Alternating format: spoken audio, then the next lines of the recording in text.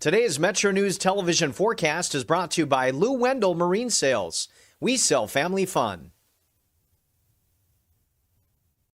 Here are Wednesday rain reports, not including anything that's fallen since midnight. Parkersburg approaching 9/10 of an inch, over a ½ inch for Huntington, just about enough to maintain daily average for Elkins, and not enough for that, really, for Clarksburg, Beckley, or Charleston.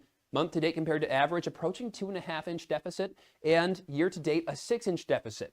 We've seen expansion of severe drought and introduction of the red extreme drought over parts of southern and eastern West Virginia. Fortunately, widespread accumulation in the next 7-day period should be about 1 to 2 inches with locally higher amounts. We will see a lot of opportunities for some wet weather, which continues as we head through the evening and overnight hours, looking east for the heaviest rain potential. Then as we head into Friday, reinforcement of some wet conditions across the state. This time we're looking more west for any heavy rain potential Friday evening, overnight into Saturday. FlySair forecast, it starts at home. You'll notice a lot of wet weather, really, if you're traveling anywhere in the eastern half of the country. As we head into Memorial Day weekend, you'll want to plan to dress accordingly. Panhandle forecast. We have mid and upper 50s for lows, looking north tonight. Then 68 New Cumberland, 72 Moundsville, Morgantown 67 for your Friday. Going east, temperatures staying in low 50s overnight and cooler here during the day Friday. Only about 60 degrees, if that. Some areas in the upper 50s. Davis 56 for a high. Similar to what the low temperatures are, looking west overnight. Meanwhile, Elkins has 67 Friday, Ripley 74 with some thunderstorms. Marlinton 52 tonight, but 60 in Madison, where we have mid-70s for our Friday, and Marlinton only 62. We will see temperatures build back into the 80s heading through the holiday weekend, but no end in sight for the wet stretch. You own a boat because you love spending time on the water. Choose the outboard that allows you to make the most of it. Honda Marine's legendary reliability, ease of maintenance, and powerful performance keep you going strong. And they're all backed by the peace of mind protection of the industry's best limited warranty. Visit your Honda Marine dealer today and find out why it's more than an engine. It's your time on the water.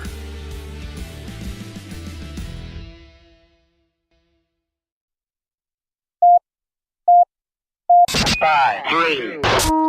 Red 57, Red 57, hot. I don't believe what I just saw. Bill McKenzie hits a 38-yard field goal on the final play of the football game. 5 seconds left in the game. Do you believe in miracles? Yes! It is a great night to be a Mountaineer wherever you may be. From the home of the state's land-grant institution, inside the Health Plan Studios, in the Dale B. Miller Building in Morgantown, it's time for the state's most listened-to sports talk show. This is the CityNet Statewide Sportsline. CityNet, cybersecurity experts for the digital age. And now, across the state of West Virginia and beyond, Sportsline is on the air. Sportsline for Thursday. Good evening. We've got a lot to get to. Kyle Wiggs, Greg Hunter, Brad Howard is the CityNet Statewide Sportsline. We're in the Health Plan Studios.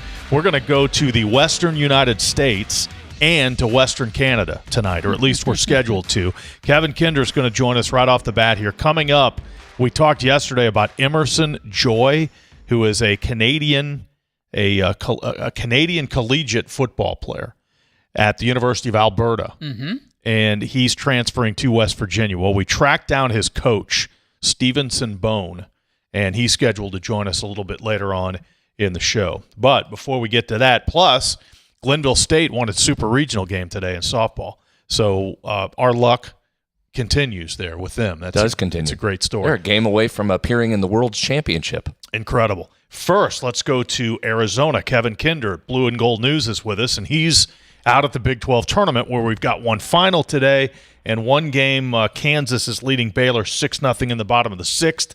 Kevin, good afternoon. Good afternoon, guys. Typical Arizona weather that you'd expect, upper 90s, but, not oppressive, not too bad, and some great baseball action we're watching. So the Mountaineer lineup is out. You've got Matt Einish, Gavin Kelly, Paul Schoenfeld, Sean Smith, Matt Gravlin in left field, Kelly behind the plate, by the way, Armani Guzman at first, Brody Kresser at second, Brock Wills back in the lineup in right field, Tyrus Hall at third base, and Kevin Max Yale gets the start tonight against Kansas State. Your thoughts on that, going with Yale right off the bat? Yeah, I think that's mostly because, hey, that's the pitching rotation that's been in effect the last couple of weeks, and he started on Thursdays, with this starting early in the last weekend of the regular season, being a Thursday, Friday, Saturday. So that lets him not have to make any adjustments, let the other starters, we can always break that down, and it's always a hindsight thing on, hey, was that a good decision or not? But I think with the advent of single elimination in a lot of the postseason tournaments, you just can't afford to do that, save a pitcher for later. You've got to put your best arms out there and get some wins, try to advance. Kevin, the first game of the day in Arizona, Oklahoma State over BYU in a high-scoring affair. So that game seemingly took forever. So your game that you're at this evening for West Virginia, I guess this afternoon where you're at, may not start at the 7:30 Eastern that they were predicting.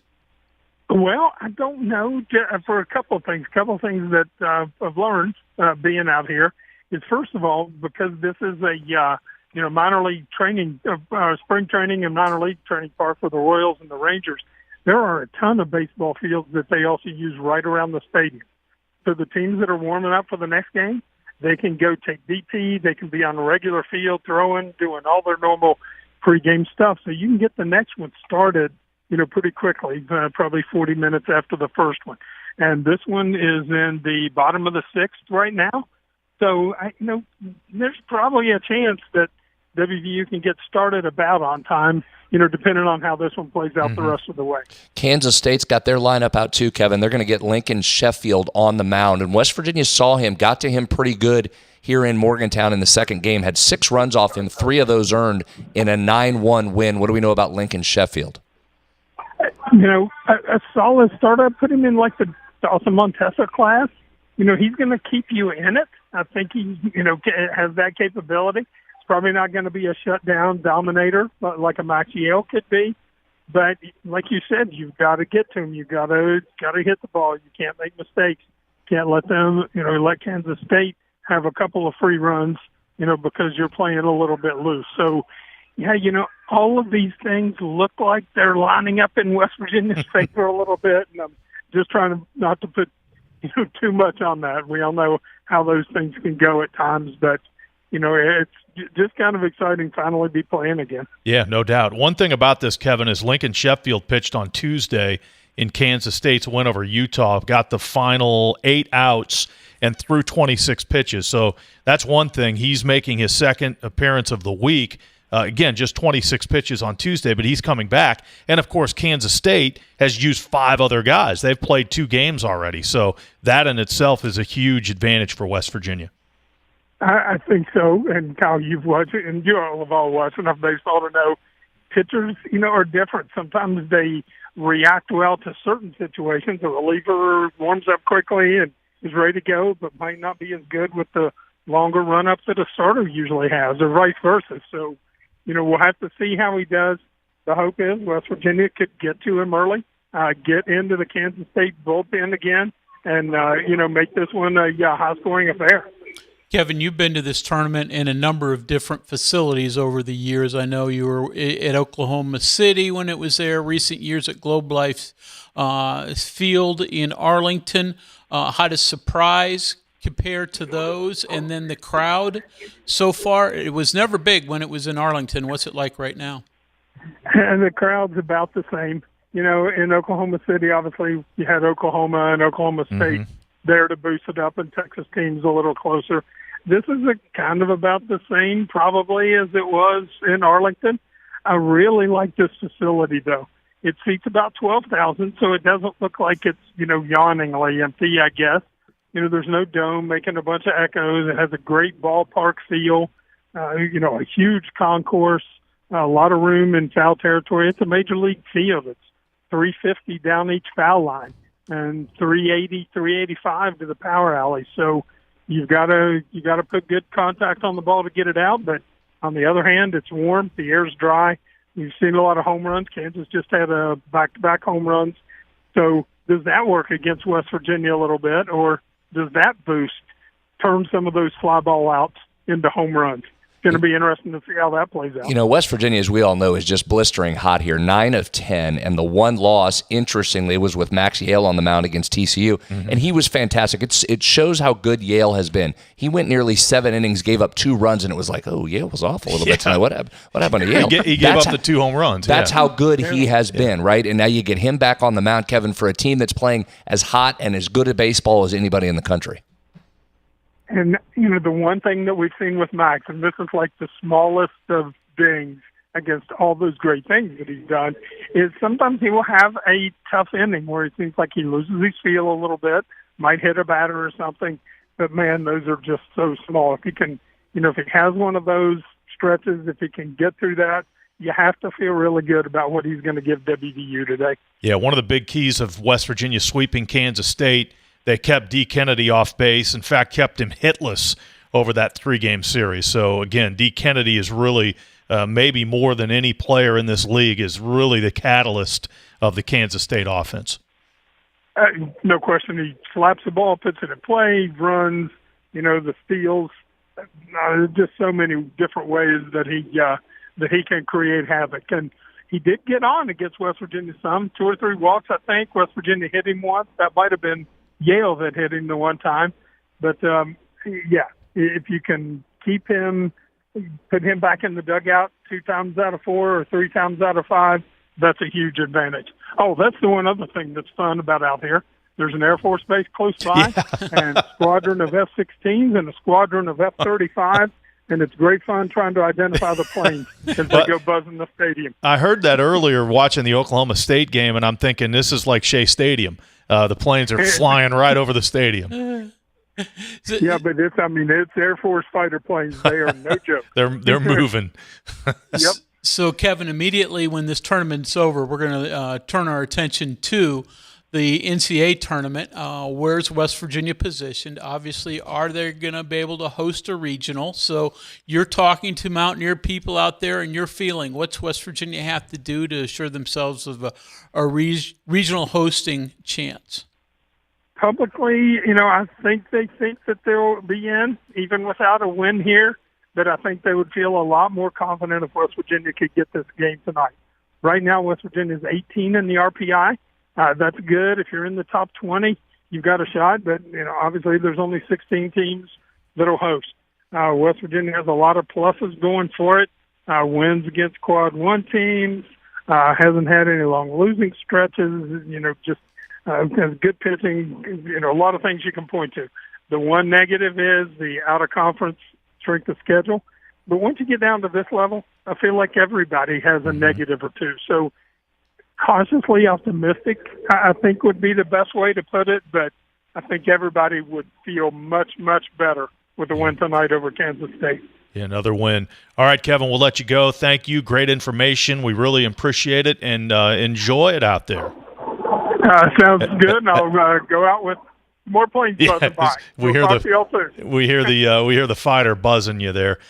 Kevin Kinder in Arizona. What we needed, guys, is Kansas is up on Baylor 6-0, and in the bottom of the 6th they had 2 on and could not. We needed another person to get on and then a grand slam home run. You get a run rule game and get the thing over. But 6-0, Kansas leads Baylor. They're playing in the top of the 7th, and earlier today you had Oklahoma State knock off UCF 12-6. So Oklahoma State is advanced. It looks like Kansas is in good shape to advance, and that's the top half of the semifinal bracket for tomorrow. We'll take a break. We're scheduled to be joined by Stevenson Bone, the coach of Emerson Joy, West Virginia's latest signee. And that conversation, we'll have it when we return. We're in the Health Plan Studios. This is the CityNet Statewide Sportsline. Boating season is almost here, and there's no better place to start your family's adventure than Lou Wendell Marine Sales. Family owned for over 40 years, Lou and his sons are West Virginia's largest Avalon pontoon dealer and true experts in boats, motors, and repairs. Explore their impressive inventory and score some of the best deals of the season right now. At Lou Wendell Marine Sales, they don't just sell boats, they sell family fun. Visit LouWendellMarineSales.com and get on the water in style. After all, the weekend's almost here. Answering a text or phone call while driving seems pretty harmless, right? But in the 5 seconds you took your eyes off the road to respond, you missed the girl riding her bike across the street. You missed the dog who darted into the road. And you missed the stop sign. And while it was just a ticket this time, it could have been worse. In fact, more than 700 people are injured in distracted driving crashes each day. Keep yourself and others safe. Don't drive distracted. Just drive. This message was brought to you by the West Virginia Governor's Highway Safety Program. The challenges facing today's workforce are real. Rapid change, new technology, and a growing skills gap. But there's a solution. WVU Parkersburg is partnering with local businesses to deliver customized training programs built around your needs. From advanced manufacturing and healthcare to emerging technologies and certifications, we help your team gain the skills to stay competitive. Businesses across our region are already making it happen. Visit WVUP.edu and start building a future-ready workforce today. We are there for you, to care for you at the health plan. We are here for you. For over 4 decades, we've been rooted deep inside West Virginia. Through thick and thin, supporting local families and businesses. Proudly serving your neighborhood since 1979. Your trusted partner in the community. The health plan, we are here for you. Live from the Health Plan Studios, the CityNet statewide Sportsline Returns in 2 minutes. on MetroNews, the voice of West Virginia. What does it mean to lead in medicine? J.W. Ruby Memorial Hospital is the top hospital in West Virginia, nationally recognized for 3 programs in 18 procedures and conditions. But to us, leadership means being first in care, in lives saved, in lives restored. In medicine, we lead in the ways that truly matter. Longer days, warmer drives, and better deals at Dan Cava GMC. Hit the road in one of our new luxury GMC Acadias. All this and more at Dan Cava GMC in Bridgeport. Shop the road. Download MetroNews Television on your iPhone or Android. Search MetroNews Television in your app store. Create an account today to get alerts and watch all live and archived content. Download now. In 1914, the same year the first commercial flight soared and the Panama Canal opened, Greer Industries was born. Herbert and Agnes Greer began in Morgantown, West Virginia, striking the first pick into the limestone formation that would become the backbone of one of the state's great industrial legacies. From the roads we drive on, the buildings we build, and the communities we serve, Greer Industries has been delivering quality for decades. At Greer Industries, we've been improving lives for more than a century. Leading the efforts to build a stronger West Virginia, the High Technology Foundation has a proven plan to strengthen and diversify our state's economy. The I-79 Technology Park's high-capacity infrastructure continues to attract advanced federal operations that are driving economic growth. This keeps our young, educated residents in the state and brings West Virginians home. The High Technology Foundation, building a stronger West Virginia. Learn more today at WVHTF.org.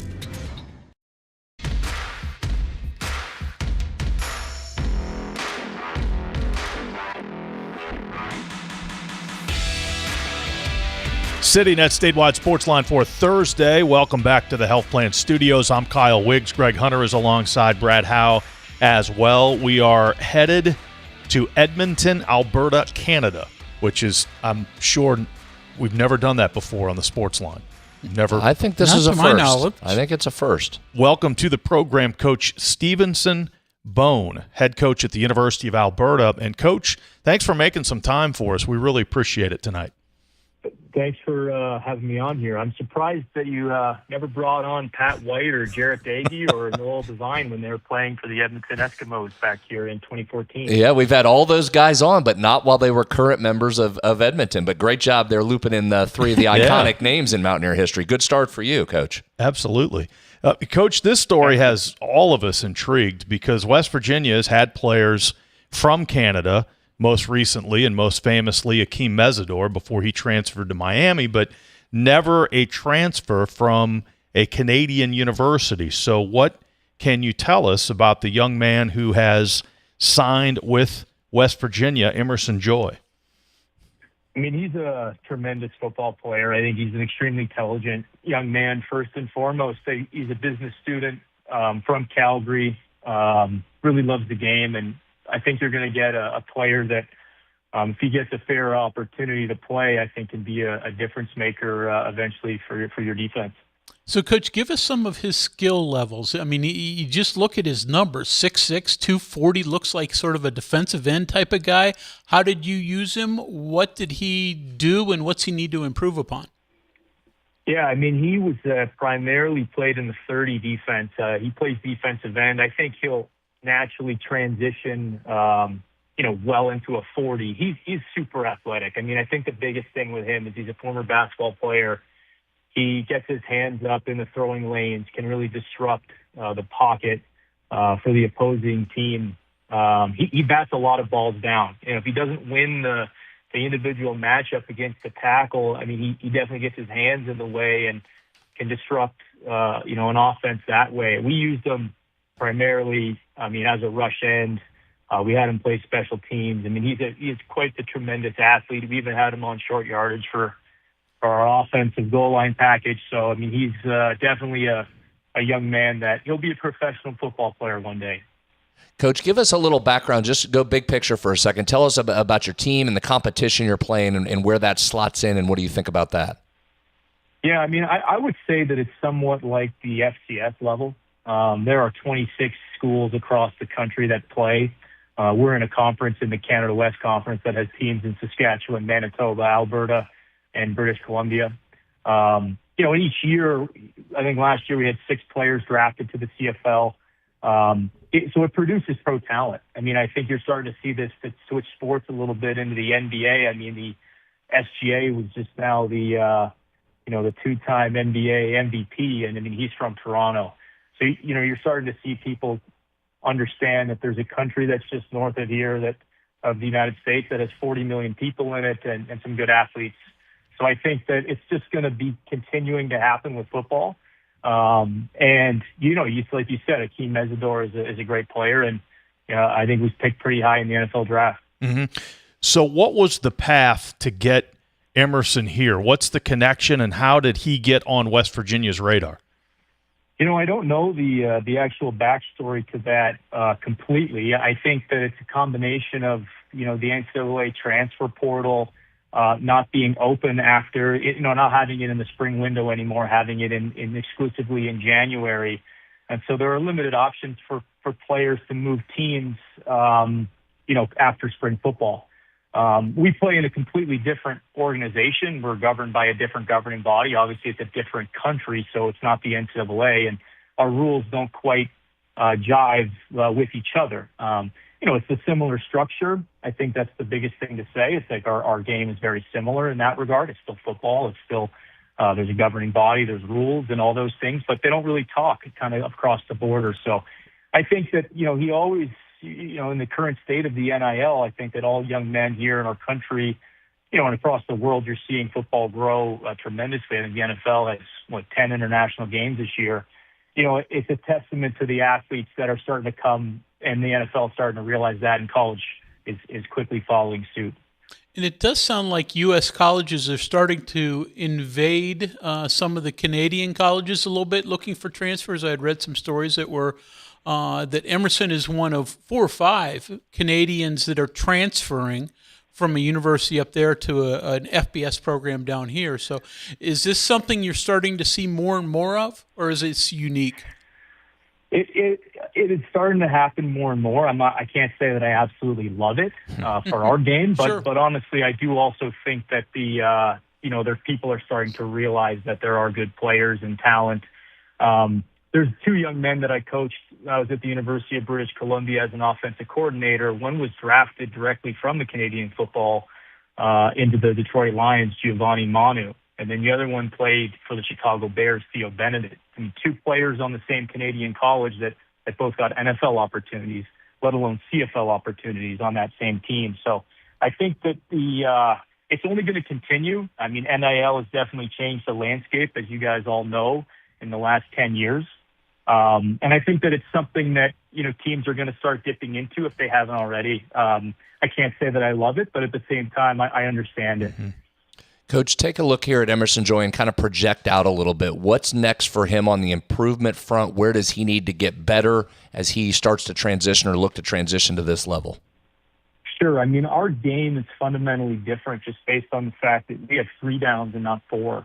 We played a Canadian style of rules, and there's a neutral zone on the line of scrimmage. So there's a yard halo where the defense has to line up a yard back from the offensive line. That's going to be something that he's going to have to negotiate that space. There's going to be a difference there. I think that he's got to gain some weight. I mean, no question, 240 pounds is a little bit undersized, especially when you have to stop the run. Going against Texas Tech and all the teams that are in the Big 12, I think that that's going to be a challenge for him. But he's a guy that can put on the weight. I mean, he has the frame. He's definitely a hard worker and really a strong player. I think that that's something that, even though he's a little bit undersized in terms of the weight, I think that he can definitely add a lot to his frame. Coach, what's your background? I'm from Connecticut. I'm a dual citizen, and I was a young man that didn't have any Division I football offers coming out of a small town in Connecticut. And after losing in the state championship, I made my way up to Montreal and got recruited to a school in Canada and played in one of their teams just across the border there in Ontario. Got into coaching and found my way here to the University of Alberta. So you've seen both styles of football. You've played both styles of football. And we've watched Canadian football on TV. I mean, for a player, is it vastly different, especially a defensive player, or is it football? Is it the offensive style that really is the biggest difference? I think it's the hardest for 2 positions. I think that it's the hardest for it. In quarterback, the coverages are completely different. Obviously, there's an extra player on the field. We play with 12. The Americans play with 11, so that's a little bit different.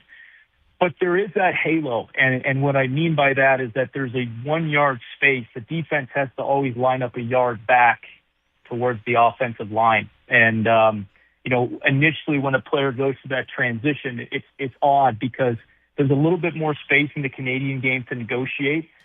Right away, you're on the tackle in the American game. So I think Emerson has he's a speed rush guy. He's not a bull rush guy. I think that actually will help him in the American game. I think that not having that yard, being able to line up nose to nose on the football will help him. So I assume Randy Etzel's the one that missed on you first coming out of high school. And then number 2, did you ever get over to Rensselaer and see West Virginia ever come to town? You watching those UConn-West Virginia games back in the day?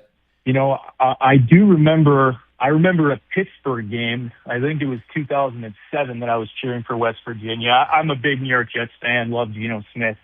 I've actually met Rhett Rodriguez, Rodriguez right. And Jarrett Dagey at the Manning Passing Academy. So I coach down there every year, and I gotten to know some of the West Virginia guys just through the years of being down there at the camp. And Jarrett was a great guy, and Rhett was a great guy. I don't know Coach Rodriguez himself or other members of his coaching staff there, but I am kind of a borderline, I would say, West Virginia fan. Just we'll take that.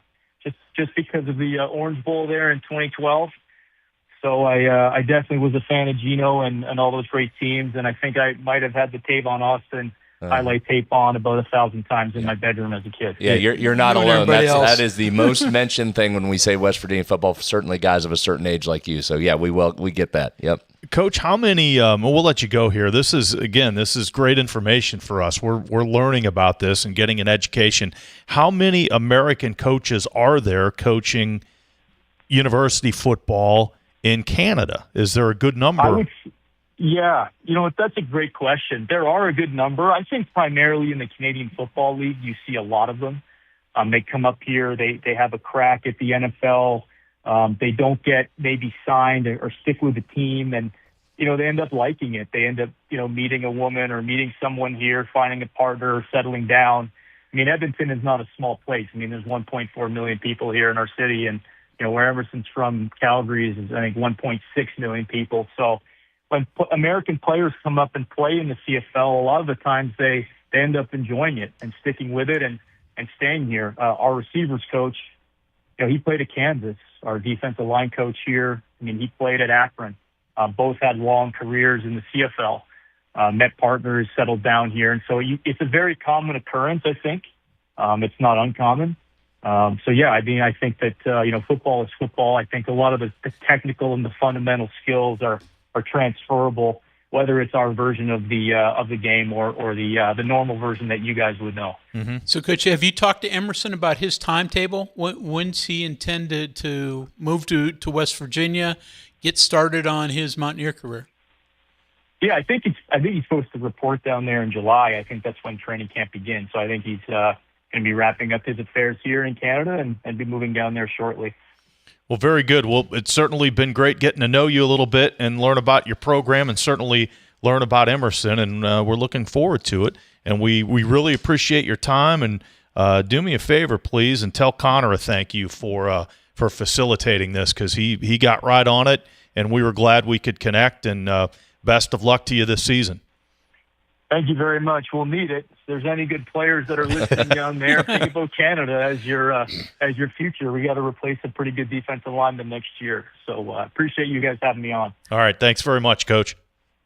All right. Thanks again. Bye. Coach Stevenson Bone there, head coach of the University of Alberta, and Emerson Joy heading from there to here.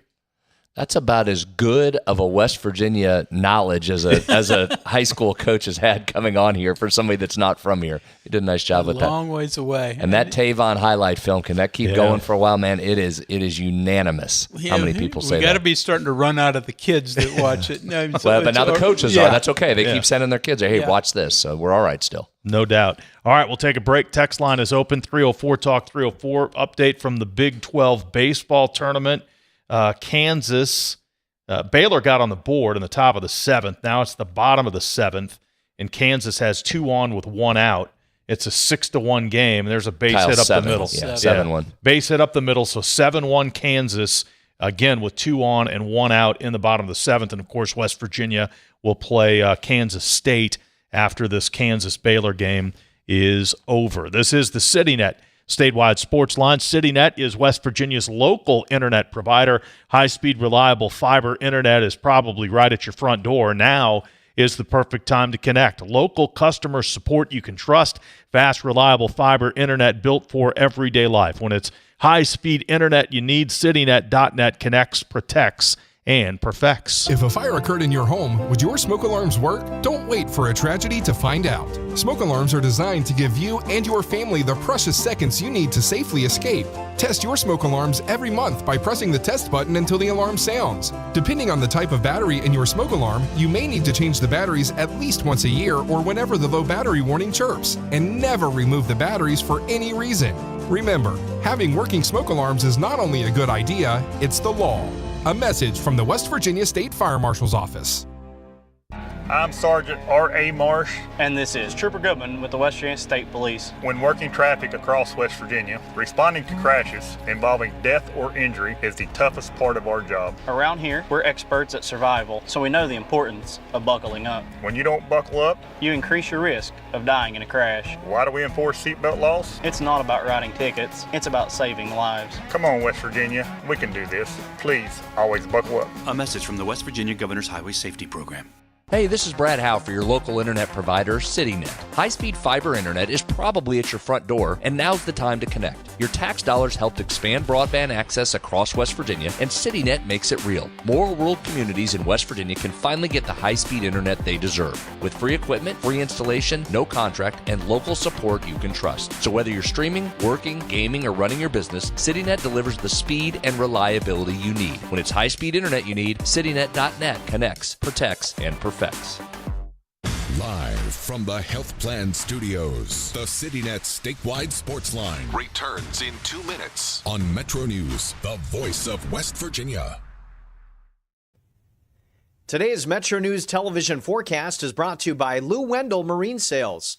We sell family fun.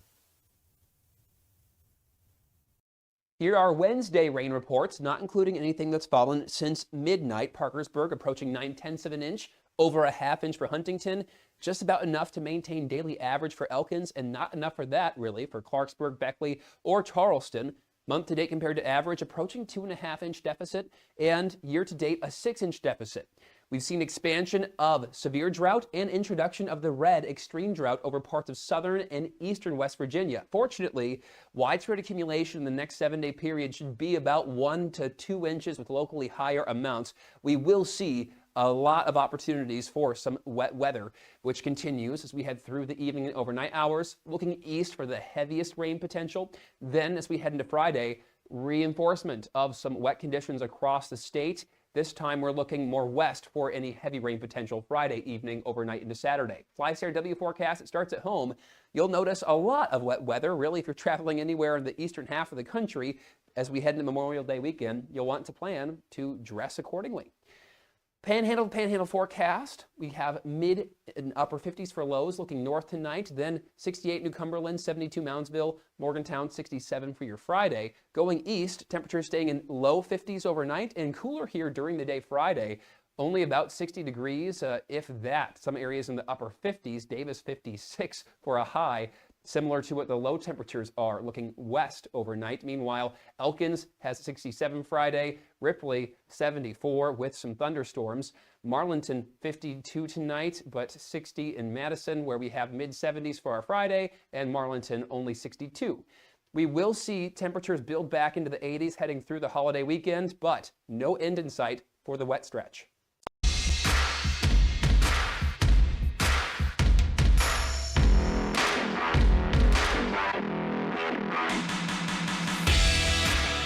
Kansas out in the bottom of the 7th. We've moved to the 8th. It's a 7-1 Kansas lead over Baylor and one quick out in the top of the 8th. So, again, West Virginia and Kansas State coming up. The scheduled start time for that is 7:30, so we'll see how quickly they wrap this up. All right, story. I know we've gotten some texts about this, but shocking story from the world of sports in that NASCAR racer Kyle Busch, two-time Cup Series champ, he has died at the age of 41, and that has been officially acknowledged. The Busch family, Richard Childress Racing, and NASCAR issued a joint statement saying that Busch died after being hospitalized as the result of a severe illness. And the condolences are pouring in, and it's shock more than anything right off the bat. Yeah, and I think because it was such a fast-moving story, you first got today that he had been hospitalized today because of that, quote, severe illness. Then they put a statement out this afternoon, just a few hours ago, that said he will miss the Coca-Cola 600 this weekend because of that illness. And then here we are just within the last half an hour or so, the announcement that Kyle Busch has passed away at just 41 years old. Sad story there. Yeah, tragic story from the world of sports, and there's really no way to transfer to move on from that. No transition really that's worthy, but we do have some good news involving a West Virginia team that we've featured on Sportsline the last couple of weeks. Glenville State is rolling. Sarah Schoon and company. But how about this? So they won their game one today, first game of the Super Regional, and they beat Kutztown 10-6. And here's the recap, and we thank our buddy Jack Withrow for this information. He gave a great recap of the game. You ready for this, guys? Game was tied 6-6 in the top of the 7th when Glenville State's sophomore Andy Joe Hubbard pinch hits and drills a 3-1 home run to give the Pioneers a 9-6 lead. It's her first home run of the season. So just like Sarah told us the other night, this whole team it's getting contributions from everybody. There's a sophomore that is pinch hitting, hits her first blast of the season to put them up 9-6. They tack on another one to make it 10-6. In the circle, Kylie Burdick gets the victory. She threw 3 scoreless innings in relief, striking out 4. I think they had 8 unanswered runs in this game, did the Pioneers, in winning 10-6 over Kutztown. Sets up Game 2 tomorrow afternoon at 1 o'clock with a berth in the World Series on the line. So congratulations to the Pioneers. Well, it's glad for them that they got that in because it had been pushed back a little bit. It was scheduled for earlier in the afternoon. They pushed it back to a 4 o'clock start because, it just poured for most of the morning and the early afternoon in that region. So and that's a dirt and grass field. So the fact that they got it in that's a story in itself. There's a great picture on Glenville State Softball's Twitter page, X page, where you can see Howard getting ready to round third, and you see Coach Scone that's right there, like just erupting in screaming and celebrating. It's a really neat picture. If you're on X, go over and check it out. But man, that team continues to win ball games, and now they sit in a really good position for a chance to advance to the World Series. Yeah, so game one of the best of three. I guess both. If there's a game three, it'll be played tomorrow as well. I think that's generally how that works. I think that's the way it's supposed to be. Yeah. So game two scheduled for tomorrow, and Glenville State will try and win it. If Kutztown wins game two, then they play game three. So again, outstanding. Glenville State. This is win number 49 on the year. What a year. Win number 50 would put them in the Division II College World Series. Yeah, and you got 2 to win one here, but you might as well just go ahead and win the first one and be done with it. 1 o'clock tomorrow afternoon. Pressure. So move on to Chattanooga. That's the site of the D2 World Series. It's awesome. So they qualify for a regional for the first time in school history, and now 1 win away from advancing to the College World Series. All right, the other story involving the Mountaineers today, the bracket released for the Players 8 tournament in Las Vegas, which will begin Tuesday, November 17th. And it's a 3-game event. So West Virginia matched up with Auburn, and there's a total of 3 Big 12 teams in it. So it's West Virginia and Auburn, Kansas and UNLV on that side of the bracket. The other side of the bracket, the 3rd Big 12 team, Houston, against Rutgers, and then Florida against Notre Dame. Yeah, it's like a mini NCAA tournament, right? You get Auburn first, then you likely get Kansas in game 2. That comes up the next day on November 18th. Then the championship game takes place on the 19th. Interesting storyline there, and I know it's 2 completely different rosters in this, but that's the champion of the Crown tournament going against the champion of the NIT from this past year, and was the Auburn Tigers, of course, go in and they win the NIT after getting left out of the NCAA tournament in the first year under Stephen Pearl. So West Virginia will get them. Again, West Virginia's roster is pretty set. If you go to Auburn's page, if you're trying to do a little research, not really updated right now on a couple signings that they have out there, but their roster page is updated right now. They've got some guys to add before we get to next year. And boy, talk about starting off strong for West Virginia in terms of schedule strength. And we touched on this last week, but the following week they come back with that game against North Carolina in Charlotte. So, boy, what a stretch that's going to be for the Mountaineers. Yeah, you've got some games there. You've got Wake on the non-conference schedule. You've got this Auburn opponent, and then whoever you get in game 2 beyond that. And then you've got did I say Wake Forest? Yeah. Yeah, you got Wake Forest in there. You've got Pitt that's going to be scheduled in there as well. So not running from anybody this year, certainly. This will be a very impressive strength of schedule, I have a feeling. 304 Talk 304, that's the text line. I know we've gotten a few texts concerning the situation, the tragic situation with the passing of Kyle Busch today. Again, it's just stunning. There's no words. There's no words to put that into perspective at the age of 41. We do have a text on the WVU baseball situation. 304 Talk 304 texter says, still amazed how West Virginia swept Kansas at Kansas and made them look bad doing it. That tells me we are a very good team. You know, one other note on that players era, if you go over to the 16-team tournament, this is interesting. Don't tell me that organizers don't like storylines.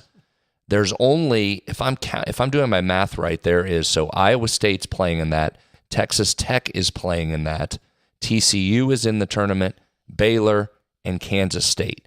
The only 2 teams that may match up in the second game from the Big 12 in that entire 16-team bracket, it's Kansas State taking on Gonzaga in the first game, Baylor taking on Alabama. So if both teams win, Baylor will get Kansas State. On Baylor's bench is now assistant coach Jerome Tang, who was fired at Kansas State, and then Kansas State they're undergoing a lawsuit, right, trying to get him to not pay the money there. So the only 2 Big 12 teams that may meet up, and they put Kansas State and Baylor right next to each other there. 304 Talk 304, the texters comment about Kansas, that certainly, so far, that's been the high point of the season, going to Kansas and sweeping that. Hopefully West Virginia can win 3 games this week and win a Big 12 championship and win a regional again. But, I mean, that's an excellent point. Dominic Vagley starting today, and he struck out 8, allowed 4 hits over 7 innings. West Virginia got to him, and that's when the bats came alive in terms of power. That was right in the midst of that power surge that West Virginia had late in the season. But Kansas today with 9 base hits, and again, they're strong all the way up and down the lineup, and their number 1 pitcher, Dominic Bagley, has been dominant today with 8 strikeouts, 1 run, 4 hits allowed over 7. He's out. They've gone to the bullpen. In fact, they're on their second reliever trying to close this out. Baylor has scored in the 8th, so it's 7-3, and Baylor continuing with 2 on and 1 out. So the Bears not going quietly here. No, and that's what's interesting about tonight's game. I mean, that has set up. Listen, there's no way you would much rather prefer to play Kansas State rather than TCU. Sure. So you got your wish, but you're also getting a team that's probably playing with a little bit of confidence right now in K-State, so you certainly can't take it lightly, but you've got to go in there. The door is open for you now to advance at least on there and put yourself in a position to play in the semis and then hopefully get into the championship game there. Just got to go in and take care of business tonight. You guys interested or surprised at all that Yale gets a start?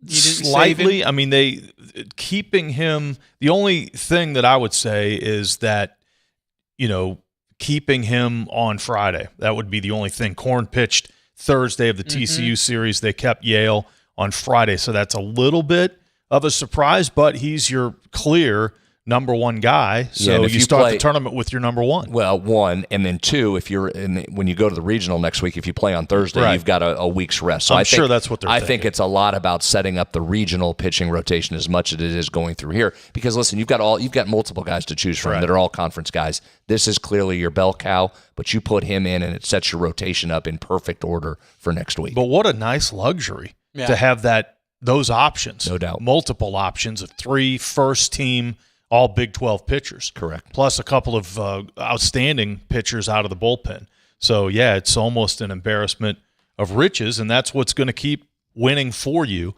whether it's this tournament or next week in the regional, is those 1, 2, and 3 top pitchers. As we've talked all week, it's really wild. The performance of the pitchers they've used, there is not a lot of depth in terms of number of guys they've gone to, but every guy that's a regular pitcher on this staff has been absolutely lights out all year. So it's a small number of guys that are carrying a very big load for this team. To your point, they haven't needed the depth because the top 5 or 6 none of them have faltered in the last 6 weeks.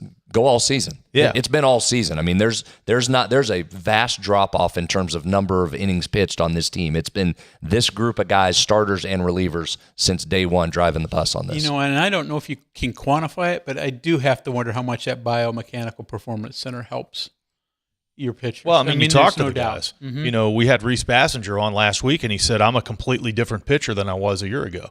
And there's a guy who's utilized it. Who knows? I'm sure they're all – but, he said he was in there every day in the fall and during the off season. So I'm sure he's not the only one, but he's one who has utilized it to its fullest extent, and a guy who's, again, one of those 5 or 6 contributors on a team that's number 10 in the country. So, I don't think you can quantify how important that's been or how crucial that's been. 304 Talk 304. We'll check the text line when we return to the CityNet statewide sports line. Again, the Health Plan Studios since 1979. The Health Plan is called West Virginia home. From humble beginnings, they've grown alongside West Virginia, becoming a part of its fabric. For over 4 decades, they've been here through thick and thin, supporting local families and businesses, proudly serving West Virginia for over 40 years. The Health Plan. We are there for you, to care for you at the Health Plan. We are here for you. For over 4 decades, we've been rooted deep inside West Virginia. Through thick and thin, supporting local families and businesses. Proudly serving your neighborhood since 1979. Your trusted partner in the community. The Health Plan. We are here for you. Skin cancer is the most common cancer in the United States, and melanoma is the most treatable when found early. At the WVU Cancer Institute, our experts use advanced screening, leading-edge technology, and personalized care to detect and treat skin cancer early. From routine skin checks to comprehensive cancer care and survivorship, we're here for you every step of the way. Don't wait to get checked. Call 855-WVU-CARE. Answering a text or phone call while driving. Seems pretty harmless, right? But in the 5 seconds you took your eyes off the road to respond, you missed the girl riding her bike across the street. You missed the dog who darted into the road. And you missed the stop sign. And while it was just a ticket this time, it could have been worse. In fact, more than 700 people are injured in distracted driving crashes each day. Keep yourself and others safe. Don't drive distracted. Just drive. This message was brought to you by the West Virginia Governor's Highway Safety Program. Live from the Health Plan Studios, the CityNet statewide Sportsline Returns in 2 minutes. on MetroNews, the voice of West Virginia. You own a boat because you love spending time on the water. Choose the outboard that allows you to make the most of it. Honda Marine's legendary reliability, ease of maintenance, and powerful performance keep you going strong. And they're all backed by the peace of mind protection of the industry's best limited warranty. Visit your Honda Marine dealer today and find out why it's more than an engine. It's your time on the water.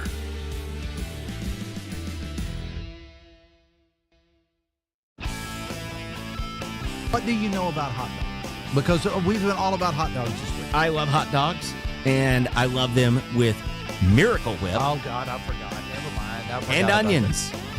Okay. I actually, yesterday morning, I had a hot dog for breakfast at 6:45 with onions and Miracle Whip. And with that, we'll be back right after this. Join Dave Allen weekdays for midday on MetroNews Television. You know CityNet is West Virginia's leading technology company. Whether we're managing IT infrastructures, protecting the critical data and networks of our region's businesses, or providing fiber broadband, TV, and phone services, we are your go-to experts. We're also a strong partner in the communities in which we serve. CityNet, your trusted technology partner. Learn more about us, visit citynet.net.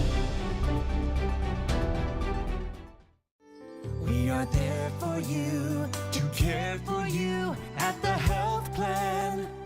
We are here for you. The Health Plan proudly supports our active and healthy communities and has been your most trusted carrier for over 40 years. Log on to healthplan.org for more information. We are there for you, to care for you at the Health Plan. We are here for you.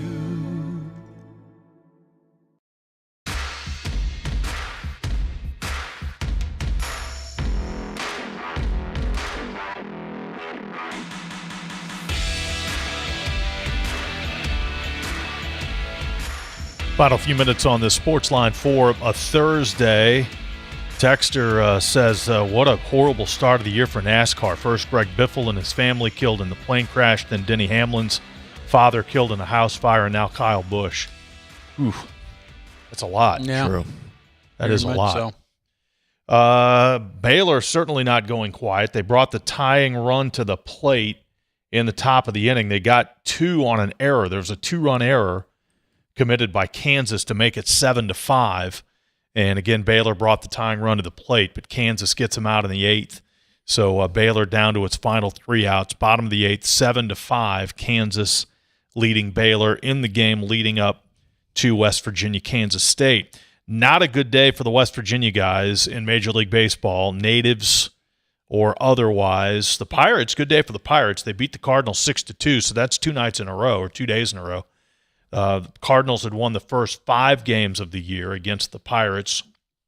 Pittsburgh won on Wednesday night, and then this afternoon they defeat St. Louis 6-2. And an outstanding start for Braxton Ashcraft, 9 strikeouts over 7 innings, 1 run allowed on 4 hits. And J.J. Weatherholt 0 for 4 with a couple of strikeouts. Victor Scott 0 for 3. J.J. did homer against the Pirates when St. Louis won on Tuesday night, but the Pirates win today 6-2. And also Chase DeLauter of the Cleveland Guardians. The Guardians won today, but Chase was hitless in that game. As I believe I'd looked earlier, he was, I think, 0 for 3, trying to bring the box score up here. Chase DeLauter 0 for 4 with a strikeout. So he stands at 267, even though Cleveland is playing really well. They're 30-22. they win today over the Detroit Tigers by a final of 3-1. Pirates are just thrilled they found a way to get Weatherholt out because they have really struggled. I mean, he has been lights out against the Pirates. Also, reminder coming up tonight, 8 o'clock here in about an hour, we've got the resumption of the Cleveland Cavaliers, New York Knicks, Mountaineers on Mountaineers series. Can Cleveland bounce back from the historic collapse the other night and try and get game 2 here in the Garden? Yeah, that game is tonight in the West Finals. The Spurs and Oklahoma City even at 1 win each. And again, if you're Cleveland, how do you react to that? Is the series over, or do you show some resolve and bounce back? It's a great question because we'll just have to see because they led that game for 2/3 of the game. They were the better team, and it wasn't close. You said it. They had a 99.9% win probability 4 minutes into the fourth quarter. With under 8 to go, they were at a 99.9% win probability. So does that part of the brain override in the confidence that we're the better team here, or are you a little bit shook now? And that Garden crowd will be absolutely bananas. So that should be fun tonight, 8 o'clock Eastern. No doubt. And again, if you're waiting for the Mountaineer game, it's going to be delayed. It was originally scheduled for a 7:30 start, but here we are at the 7 o'clock hour, and they're in the bottom of the 8th, Kansas leading Baylor 7-5. We'll recap the West Virginia game and look ahead, hopefully, to the semifinals coming up on Friday. Thanks for listening. Thanks for watching the CityNet Statewide Sportsline. We're back tomorrow. From the Health Plan Studios, the CityNet Statewide Sportsline is an exclusive production of the MetroNews Radio Network. All rights reserved.